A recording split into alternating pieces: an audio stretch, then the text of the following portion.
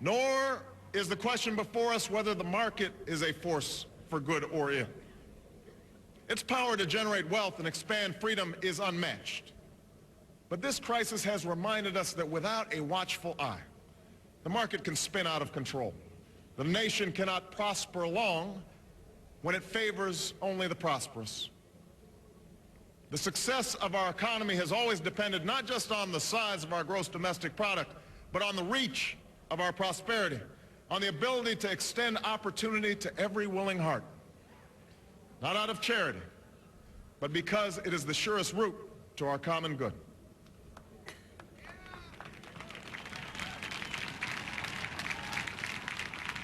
As for our common defense, we reject as false the choice between our safety and our ideals. Our founding fathers, faced with perils that we can scarcely imagine, drafted a charter to assure the rule of law and the rights of man, a charter expanded by the blood of generations. Those ideals still light the world, and we will not give them up for expedience sake.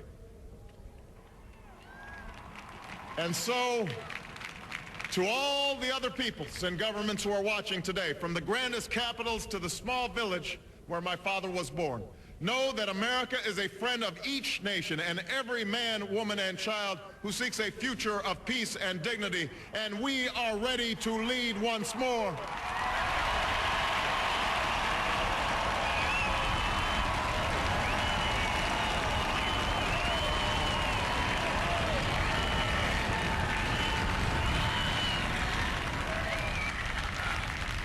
Recall that earlier generations faced down fascism and communism not just with missiles and tanks, but with the sturdy alliances and enduring convictions.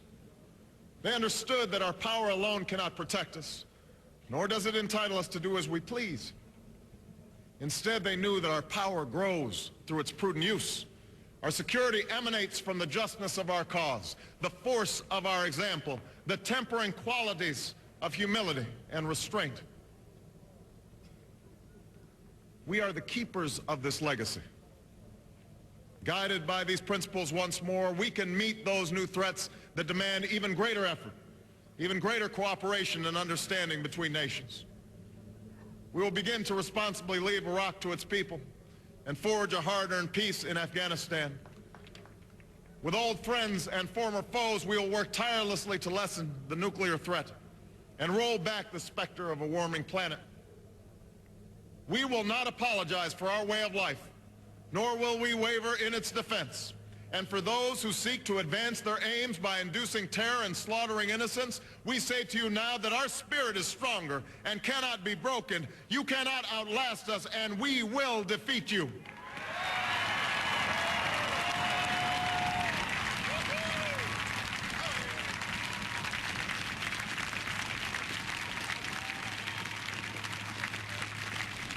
For we know that our patchwork heritage is a strength, not a weakness. We are a nation of Christians and Muslims, Jews and Hindus, and non-believers.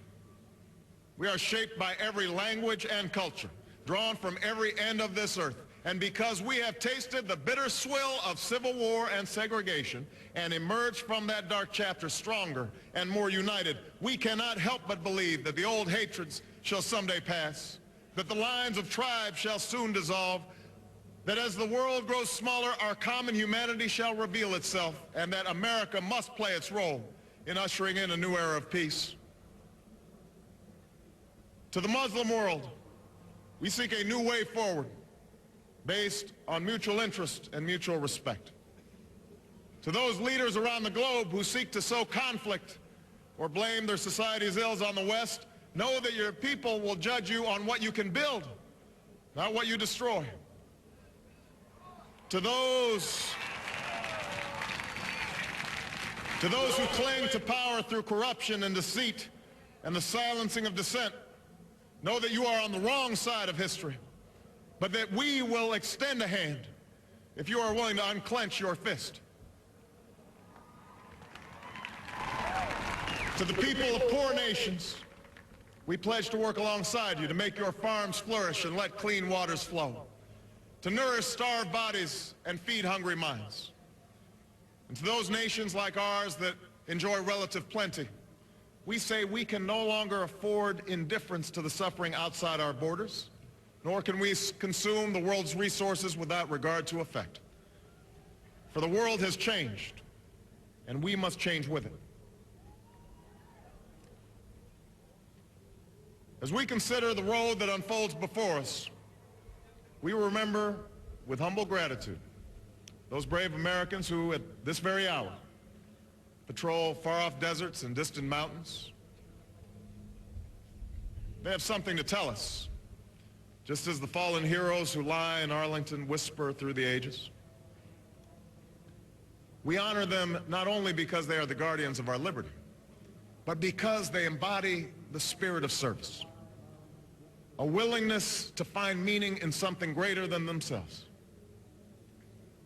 And yet, at this moment, a moment that will define a generation, it is precisely this spirit that must inhabit us all. For as much as government can do and must do, it is ultimately the faith and determination of the American people upon which this nation relies. It is the kindness to take in a stranger when the levees break, the selflessness of workers who would rather cut their hours than see a friend lose their job, which sees us through our darkest hours. It is the firefighter's courage to storm a stairway filled with smoke, but also a parent's willingness to nurture a child that finally decides our fate. Our challenges may be new. The instruments with which we meet them may be new. But those values upon which our success depends, honesty and hard work, courage and fair play, tolerance and curiosity, loyalty and patriotism, these things are old. These things are true. They have been the quiet force of progress throughout our history. What is demanded then is a return to these truths. What is required of us now is a new era of responsibility, a recognition on the part of every American that we have duties to ourselves, our nation, and the world, duties that we do not grudgingly accept, but rather seize gladly, firm in the knowledge that there is nothing so satisfying to the spirit, so defining of our character, than giving our all to a difficult task.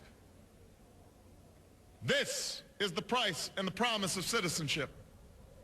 This is the source of our confidence, the knowledge that God calls on us to shape an uncertain destiny.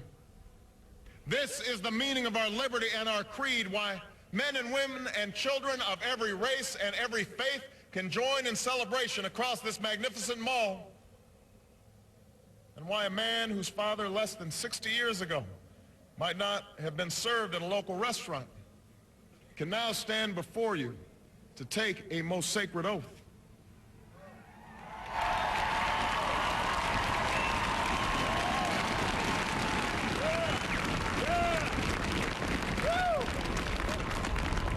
So let us mark this day with remembrance of who we are and how far we have traveled.